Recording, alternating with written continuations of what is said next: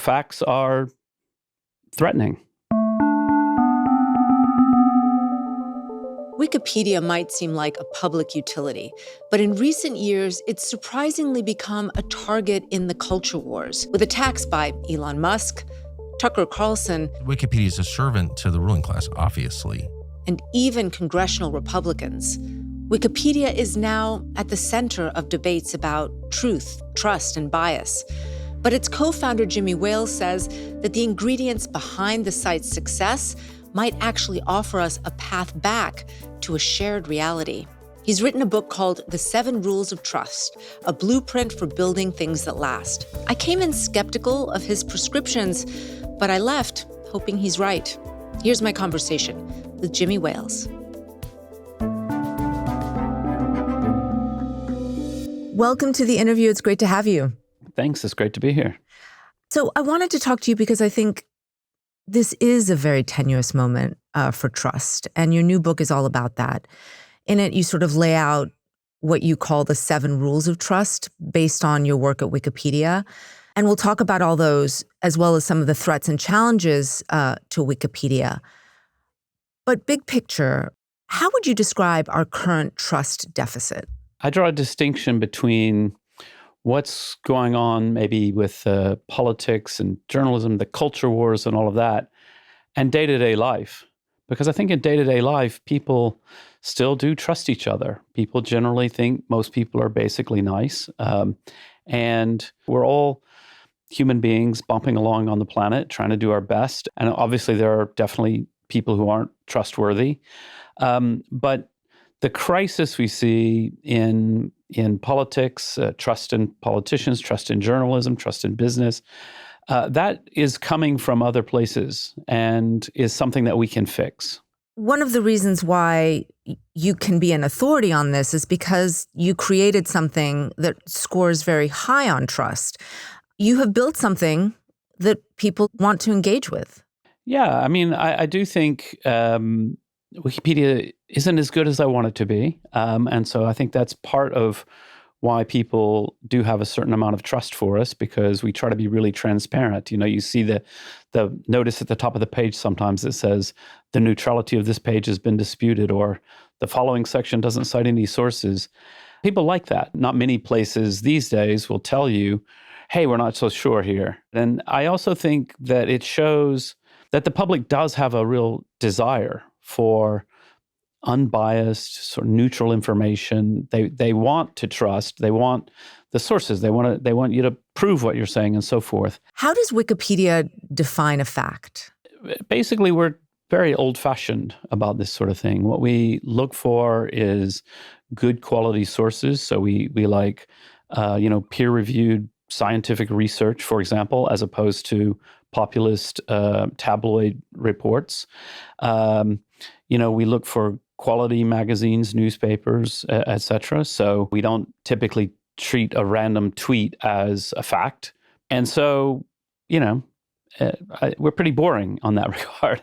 Yeah, it's sort of like the publication that you cite gets cited by other reputable sources, that it issues corrections when it gets things wrong. It's all the old-fashioned sort of good stuff. And I think it's important to say, when we look at different sources, they will often come to things from a different perspective or different political point of view.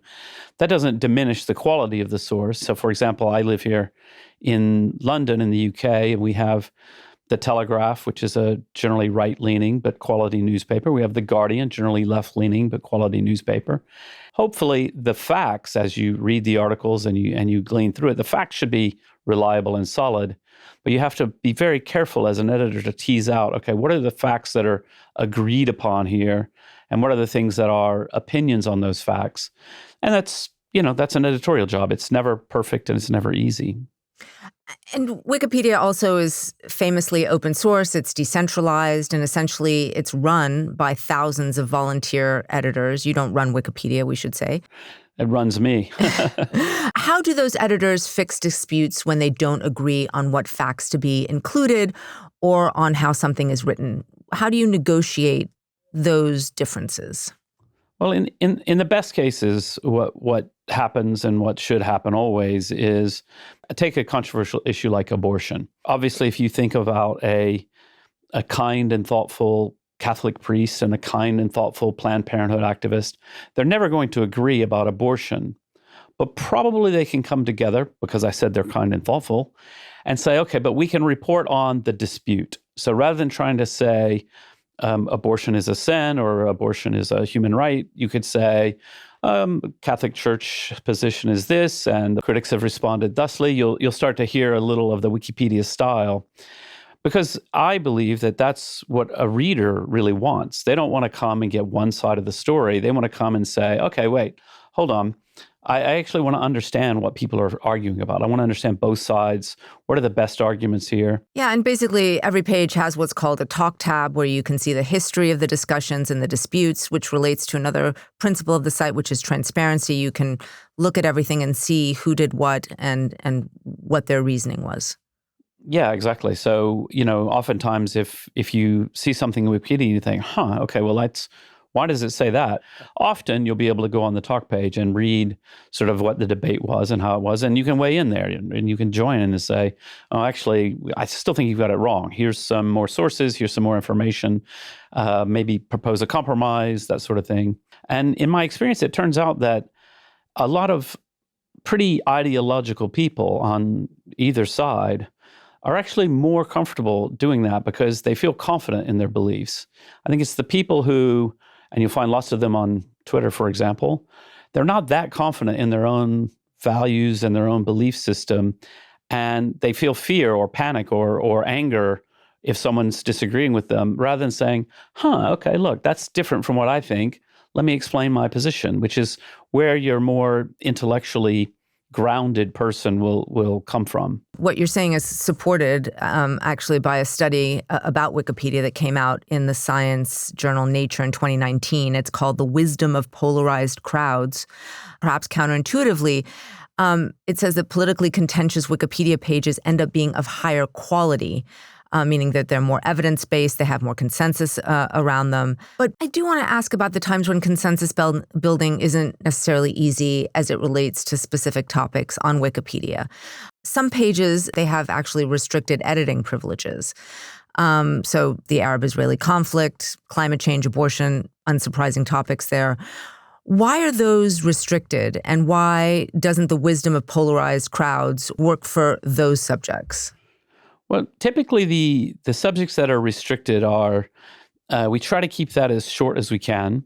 The most common type of case is if something's really big in the news, or if, some big online influencer says, Wikipedia is wrong, go and do something about it.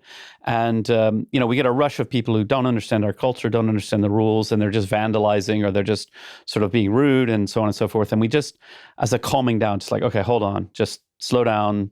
We're going to protect the page. And then there are pages where, the most common type of protection we call semi-protection, which just means you have to have had an account for, I forget the exact numbers, it's something like 4 days, and you have made 10 edits without getting banned. Now, typically, and this is what's surprising to a lot of people about Wikipedia, like 99% of the pages, maybe more than 99%, you can edit without even logging in, and it goes live instantly. That's like mind-boggling, but it kind of points to the fact that most people are basically nice. Most people are trustworthy. People don't just come by and vandalize Wikipedia. And often, if they do, it's because they're just experimenting, or they didn't believe that would, they're like, oh my God, it actually went live, and I didn't know it was going to do that. It's like, yeah, please don't do that again. This brings me to some of the challenges. Wikipedia, while it has created this very trustworthy system, it is under attack from a lot of different places. And one of Wikipedia's sort of superpowers can also be seen as a vulnerability, right? The fact that it is created by human editors. And human editors can be threatened, even though they're supposed to be anonymous. You've had editors doxxed, pressured by governments to doctor information.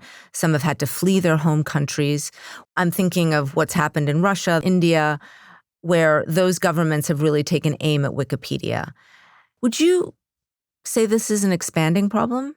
Yeah, I would. I think that we are seeing all around the world a rise of authoritarian impulses, impulses towards censorship, impulses towards controlling information, and very often these come, as a wolf in sheep's clothing, because it's all about protecting the children or whatever it might be that you move forward in these kind of control ways.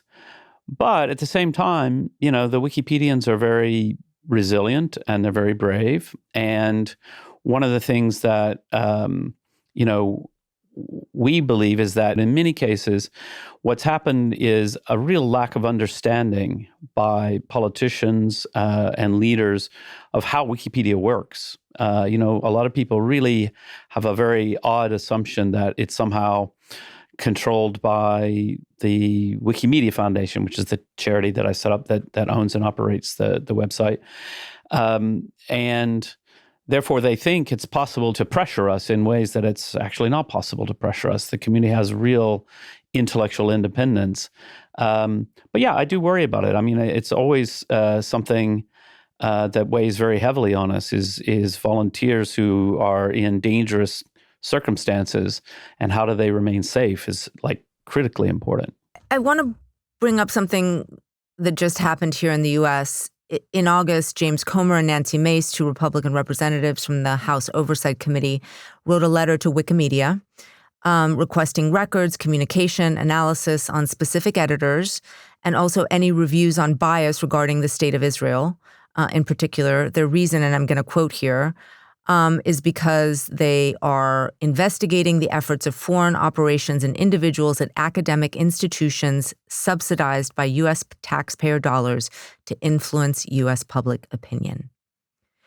So can you tell me your reaction to that query? Yeah.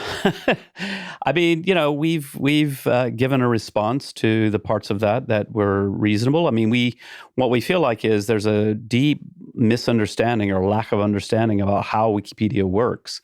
And so, ultimately, the idea that something being biased is a proper and fit subject for a congressional investigation is frankly absurd.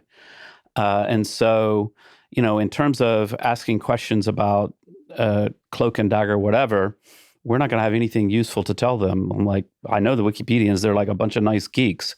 So yeah, I mean, the Heritage Foundation here in the United States, which was the architect of Project 2025, have said that they want to dox your editors. I mean, how do you protect people from that? I mean, it's embarrassing for the Heritage Foundation. I remember when they were intellectually respectable, and that's a shame that if that's what they think is the right way forward, they're just badly mistaken. But it does seem that there is this movement on the right to target Wikipedia over these types of concerns, and I'm wondering why you think that's happening. I mean, it's hard to say. There's a lot of different motivations, a lot of different people. Some of it would be, genuine concern if they see that maybe Wikipedia is biased, or, I have seen, for example, Elon Musk has said Wikipedia is biased because they have this really strong rules about only citing mainstream media, and the mainstream media is biased. Okay. I mean, that's an interesting question, interesting criticism. Certainly, I think worthy of some reflection by everyone, the media and so on and so forth. But it's hardly, it's hardly news to anybody, and not actually that interesting. Then other people, in various places around the world, not speaking just of the US, but, facts are threatening. And if you and your policies are at odds with the facts, then you may find it very uncomfortable for people to simply explain the facts. And, I don't know. That's always going to be a difficulty. But we're not about to say, gee, maybe science isn't valid after all. Maybe, maybe the COVID vaccine, killed half the population. No, it didn't. That's crazy. And we're not going to print that. And so they're going to have to get over it. I want to talk about a recent example of a controversy surrounding Wikipedia, and that's the assassination of Charlie Kirk. Senator Mike Lee called Wikipedia wicked because of the way it had described Kirk on its page as a far-right conspiracy theorist, among other complaints that they had about the page. And I went to look at the time that we're speaking, and that description is now gone from Wikipedia. Those on the left would say that description was accurate. Those on the right would say that description was biased all along. How do you see that tension? Well, I mean, I think the correct answer is you have to address all of that. You have to say, look, this was a person. I think the least controversial thing you could say about Charlie Kirk is that he was controversial. I don't think anybody would dispute that. And to say, like, okay, this was a figure who was a great hero to many people and treated as a demon by others. He had these views, many of which are out of step with, say, mainstream scientific thinking, many of which are very much in step with religious thinking and so on and so forth. And those are the kinds of things that if we do our job well, which I think we have in this case, we're going to describe all of that. Like maybe you don't know anything about Charlie Kirk. You just heard, oh my God, this man was assassinated. Who was he? What's this all about? Well, you should come and learn all that. You should learn like who his supporters were and why they supported him and what are the arguments he put forward and what are the things he said that upset people. That's just part of learning what the world is about. So those words that were there, far right and conspiracy theorists, those were, in your view, the wrong words, and that the critics of Wikipedia had a point. Well, I don't. It depends on it depends on the specific criticism. So, if the criticism is this word appeared on this page for 17 minutes, I'm like, you know what? You got to understand how Wikipedia works. It's a process. It's a discourse. It's a dialogue.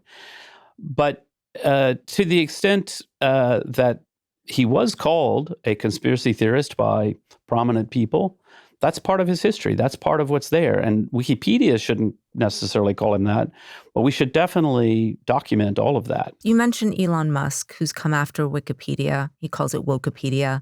And he's now trying to start his own version of Wikipedia called Grokipedia. And he says it's going to strip out ideological bias. I wonder what you think attacks like his do for people's trust in your platform writ large.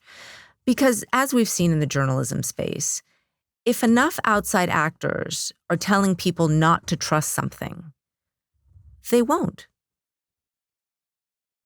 Well, it's very hard to say. I think for many people, their level of trust in Elon Musk is extremely low because he says wild things all the time. So to that extent, when he attacks us, people donate more money. So, that's not my favorite way of raising money, but the truth is a lot of people are responding very negatively to that behavior.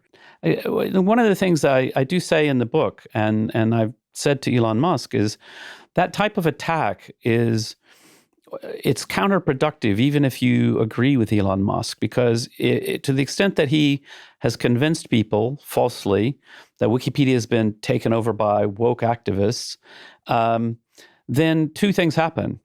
You're kind and thoughtful conservatives who we very much welcome, and we want more people who are thoughtful and intellectual and maybe disagree about various aspects of the spirit of our times. Come and join us and let's make Wikipedia better. But if those people think, oh no, it's just going to be a bunch of crazy woke activists, they're going to go away. And then on the other side, the crazy woke activists are going to be like, great, I found my home. I don't have to worry about whatever. I can come and write rants against the things I hate in the world. We don't really want them either. You said you talked to Elon Musk about this. When did you talk to him about it, and what was that conversation like? We've had various conversations over the years. He texts me sometimes. I text him sometimes. He's much more respectful and quiet in private. But that you would expect. It's got a big public persona. When was the last time you had that exchange? That's a good question. I don't know. I think the morning after the last election, he texted me that morning. I congratulated him. Obviously, the debate that happened more recently was because of the hand gesture that he made that was interpreted in different ways, and he was upset in the way that it had been characterized on Wikipedia. Yeah, I heard from him after that. Yeah. I mean, in that case, I pushed back because I went to check, like, oh, what does Wikipedia say? And it was very matter of fact. It said he made this gesture. It got a lot of news coverage. Many interpreted it as this, and he denied that it was a Nazi salute. That's the whole story. That's part of history. I don't see how you could be upset about it being presented in that way. If Wikipedia said, Elon Musk is a Nazi, that would be really, really wrong. But to say, look, he did this gesture and it created a lot of attention, and some people said it looked like a Nazi. Yeah, that's great. That's what Wikipedia is. That's what it should do. Do you think Elon Musk is acting in good faith? You're saying that in private he's nice and cordial, but his public persona is very different. I think it's a fool's errand to try and figure out what's going on in Elon Musk's mind. So I'm not going to try. I don't mean to press you on this. I'm just trying to refer to something that you said, which is people human to human are nice, right? That we're good, that we should assume good faith. And so you're saying that Elon one-on-one is lovely, but he is attacking your institution, and he is potentially draining support for Wikipedia. Well, I mean, I don't think he has the power he thinks he has, or that a lot of people think he has, to damage Wikipedia. I mean, we'll be here in 100 years, and he won't. So I think as long as we stay Wikipedia, people will still love us. They will say, you know what, Wikipedia is great, and all the noise in the world and all these people ranting, that's not really the real thing. The real thing is genuine human knowledge, genuine discourse, genuinely grappling with the difficult issues of our day. That's actually super valuable. There's a lot of noise in the world. I hope Elon will take another look and change his mind. That'd be great, but I would say that of anybody. And in the meantime, I don't think we need to obsess over it or worry that much about it. We don't depend on him for funding, and yeah, there we are. I hear you saying that part of your strategy here is just to stay the course, do what Wikipedia does. Are there changes that you do think Wikipedia needs to make to stay accurate and relevant? Well, I think what we have to focus on when we think about the long run, we also have to keep up with technology. We've got this rise of the large language models, which are an amazing but deeply flawed technology. And so the way I think about that is to say, okay, look, I know for a fact, no AI today is competent to write a Wikipedia entry. It can do a passable job on a very big, famous topic, but anything slightly obscure, and the hallucination problem is disastrous. But at the same time, I'm very interested in how can we use this technology to support our community. One idea is, take a short entry and feed in the sources. Maybe it's only got 5 sources and it's short, and just ask the AI, is there anything in the entry that's not supported by the sources, or is there anything in the sources that could be in Wikipedia but isn't? And give me a couple suggestions if you can find anything. And as I've played with that, it's pretty okay. It needs work and it's not perfect. But if we react with just like, oh my God, we hate AI, then we'll miss the opportunity to do that. And if we go crazy like, oh, we love AI and we start using it for everything, well, we're going to lose trust because we're going to include a lot of AI hallucinated errors and so on. I mean, that's interesting because Wikimedia writes this yearly global trends report on what might impact Wikipedia's work. And for 2025, it wrote, quote, "We are seeing that low-quality AI content is being churned out not just to spread false information, but as a get-rich-quick scheme, and it is overwhelming the internet. High-quality information that is reliably human-produced has become a dwindling and precious commodity," end quote. I read that crawlers from large language models have basically crashed your servers because they use so much of Wikipedia's content. Mm-hmm. And it did make me wonder, will people be using these large language models to answer their questions and not going to the source, which is you? Well, this has been a question since they began. We haven't seen any real evidence of that, and I use AI personally quite a lot, and I use it in a different way, though, different use cases. And How? see, I like to cook. It's my hobby. I fancy myself as being quite a good cook, and I will often ask ChatGPT for a recipe. I also ask it for links to websites with recipes. It sometimes makes them up, so that's a bit hilarious. And I also suggest be careful using ChatGPT for cooking unless you actually already know how to cook, because when it's wrong, it's really wrong. But Wikipedia would be useless for that. Wikipedia doesn't have recipes. It's a completely different realm of knowledge than encyclopedic knowledge.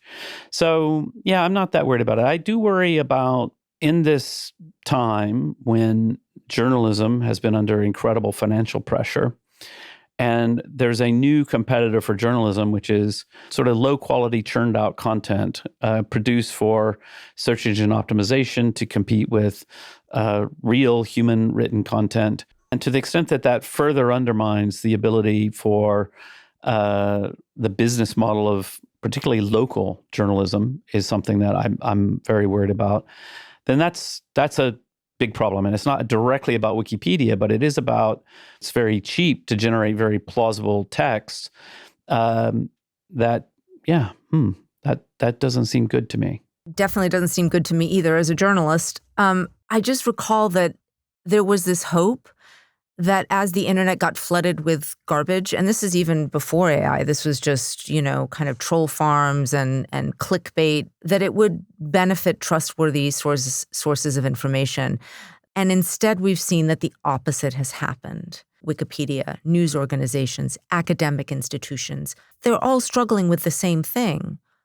Why do you think that they are struggling in an era where they should be flourishing, if what you say is true, that people ultimately do want to trust the information that they're getting? Well, I think that a big piece of it is that the news media has not done a very good job of sticking to the facts and avoiding bias. I think a lot of news media, not all of it, but a lot of news media has become more partisan. And there are reasons for it, and it's short-termism. And you'll even see there's some stuff in the book about this, some arguments by some people in journalism that objectivity is, we should give up on it and be partisan and so on and so forth. I think that's a huge mistake. And I think there's lots of evidence for that. Wikipedia is incredibly popular, and that's one of the things people say about Wikipedia that they really value, and they're really disappointed if they feel like we're biased and so on and so forth. So, I gave the example earlier because I live in the UK, I read these papers, but if you look at the Telegraph and you look at the Guardian on an issue related to climate change, I can already tell you before we start reading which attitude is going to come from which paper. Neither of them is doing a very good job of saying, actually, it's not our job to be on one side of that issue or the other. It's our job to describe the facts and to understand the other side and so on and so forth. Returning to that value system is hugely important, because otherwise, how are you going to get the trust of the public?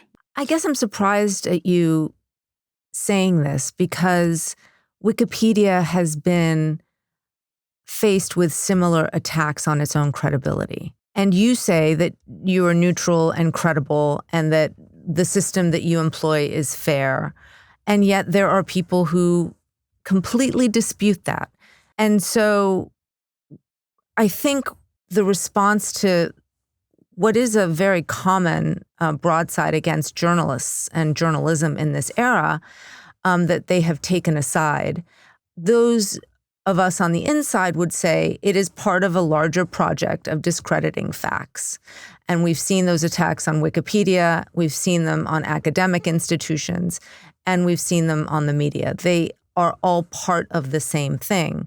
So I guess I'd love you to tease out why it's unfair when it happens to Wikipedia, but it's fair when it happens to journalistic institutions. Well, it's either fair or unfair for both, depending on what the actual situation is. So, there have been cases in the history of Wikipedia when somebody said to me, wow, Wikipedia is really biased on this topic. And I say the response should be, wow, let's check it out. Let's see. Let's try and do better. If we find that we have been biased in some area, then we need to do a better job. And I think that for many outlets, that isn't happening. That instead, what's happening is pandering to an existing audience. And I understand why. The reason why that's happened, it has to do with the business model, it has to do with getting clicks online and so on and so forth. It has to do with the fact that without sufficient financial resources, you have to kind of scrap for every penny you can get in the short run, rather than saying, no, we're going to take the long view, even though a few people may cancel their subscription. And, I'm encouraging us all to say, you know what, let's double down on that. Let's really, really take very, very seriously the need to be trustworthy.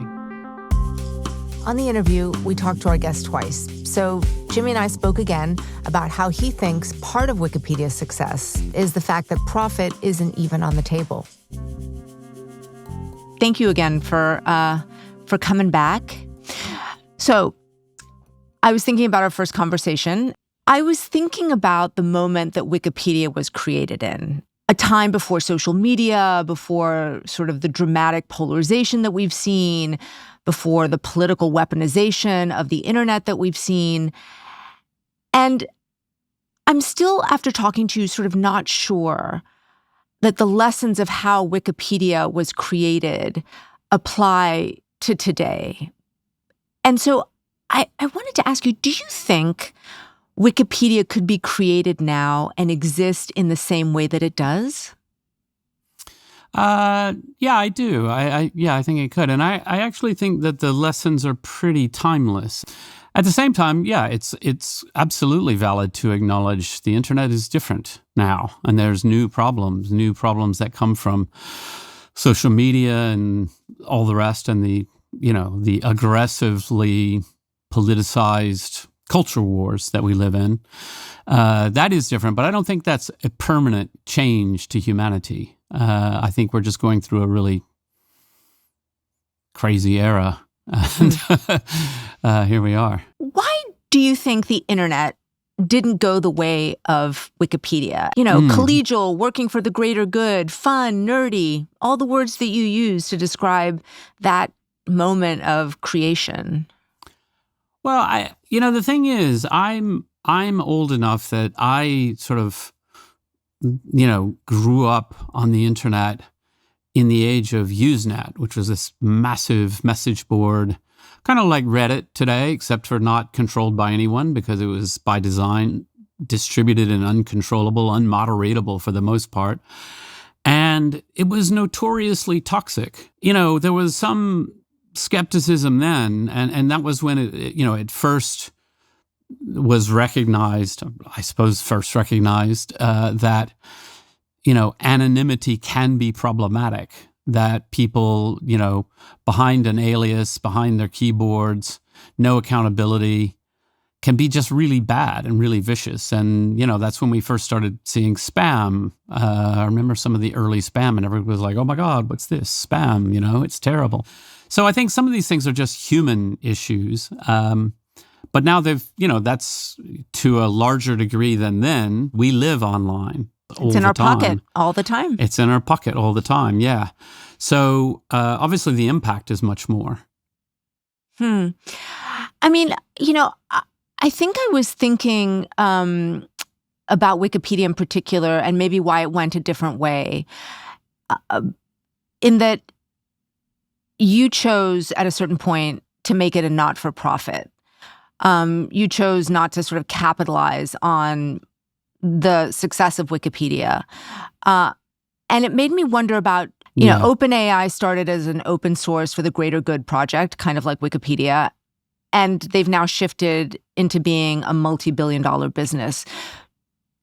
I'd love to know your thoughts on that shift for OpenAI, but more broadly, do you think that the money part of it really kind of also changed the equation? Yeah, I mean, I do think it made a difference in lots of ways, and I'm not against for-profit. I'm not, there's nothing wrong with for-profit companies, but And even as a nonprofit, you do have to have a business model, so to speak. You've got to figure out how you're going to pay the bills.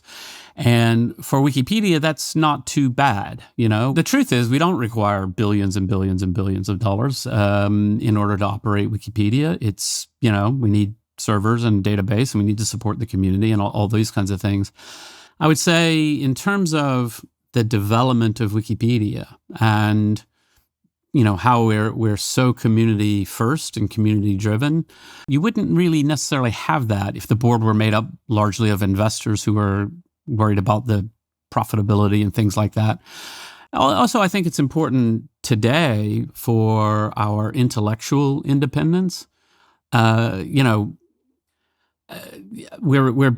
under attack in various ways, as we've talked about.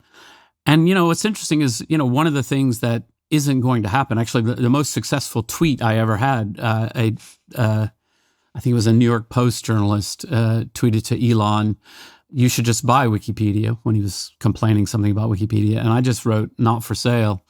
That was very popular. But it isn't for sale. And I just thought, what? I would like to imagine myself as the person who would say to Elon, "No, thank you," for a $30 billion offer if I owned the whole thing. But would I? Actually, 30 billion, 30 million, yeah, I'm not interested. 30 billion, and so that's not going to happen because we're a charity and I don't get paid and the board doesn't get paid and all of that. And I do think that's important for that independence that we don't think in those terms. We're not even interested in that. Since we last spoke, the co-founder of Wikipedia, Larry Sanger, has given an interview to Tucker Carlson that's getting a lot of attention here in the United States on the right. And he has had a lot to say about Wikipedia, and not a lot of it's good. In the past, he's called it one of the most effective organs of establishment propaganda in history. And we should say he believes Wikipedia has a liberal bias. And in this interview and on his X feed, he's advocating for what he's calling reforms to the site, which include reveal who Wikipedia's leaders are and abolish source blacklists. And I just wonder what you make of it. Yeah, I haven't watched it. I can't bear Tucker Carlson, so I'm going to have to just suck it up and watch, I suppose. So I can't speak to the specifics in that sense, but the idea that everything is an equally valid source and that it's somehow wrong that Wikipedia tries to prioritize the mainstream media and quality newspapers, magazines, and make judgments about that is not something I can in any way apologize for. But, there's no question, one of my sort of fundamental beliefs is that Wikipedia should always stand ready to accept criticism and change. And so to the extent that, a criticism says, oh, Wikipedia is biased in a certain way and that these are the flaws in the system, well, we should take that seriously. We should say, okay, is there a way to improve Wikipedia? Is our mix of editors right? At the same time, I also think, we're going to be here in 100 years and we're designing everything for the long haul. And the only way I think we can last that long is not by pandering to this sort of raging mob of the moment, but by maintaining our values, maintaining our trustworthiness, being serious about trying to make things better if we've got legitimate criticism. And so, other than the fact that, okay, we're just going to do our thing and we're going to do it as well as we can, I don't know what else we can do. I think you and Larry did build something beautiful that has endured. I do wonder if it's going to be part of our future, because I feel some despair about where we're all headed and some fear. And I guess you'll just say that I have to trust that it's all going to end up okay. But I do worry that it might not. Yeah. I mean, there's so much right now to worry about. And, I can't dismiss all that. I can try and cheer you up a little bit. But You have. We just saw, Donald Trump talking about the enemy within and suggesting the military should be in cities doing what? Shooting people he doesn't. It's unbelievable. Like, it's literally. On the other hand, I sort of think he's just as blustering and being Donald Trump and all that. But you have to worry. Yeah. That didn't cheer me up. I got to tell you right there. Fair enough. I got to tell you, like, as a pep talk, thumbs down on that. Pretty low. No. Yeah. I think we're going to be all right, but it's a rough time. Okay. What was the last page you read on Wikipedia, and what were you trying to find out? Oh, that's a good question. Can I take a second to look? Sure. I just go to my Chrome history, show full history, search Wikipedia. Now I'm going to skip over list of Wikipedians by number of edits. That's just me doing work. Oh, I know. This is fun. Admiral Sir Hugo Pearson, who died in 1912, used to own my house in the countryside. Oh. And I found this out, and there's a picture of him, which I found on eBay and ordered. And I was trying to remember something. There's nothing about my house in the article because he was there and then he moved away. But I love it. And I'm thinking of making replacing the AI voice assistant. I use Alexa. People use OK Google or whatever. I want to make my own, and I want to have it be a character, and the character will be the ghost of Hugo Pearson. Anyway, that's what I was researching. I'm not sure I'll ever get around to it. I'm like really busy sort of promoting my book and things like that. But when I get spare time, I dream of sort of being a geek, and I'm going to go home in February maybe and just work all month playing in my house. Can I say something, Jimmy? You are a geek in the best possible way. Reanimating the ghost of the man who used to own your house. It's a lovely endeavor. Great. Thank you so much for your time. I really appreciate it. Thank you. Yeah, it's been great.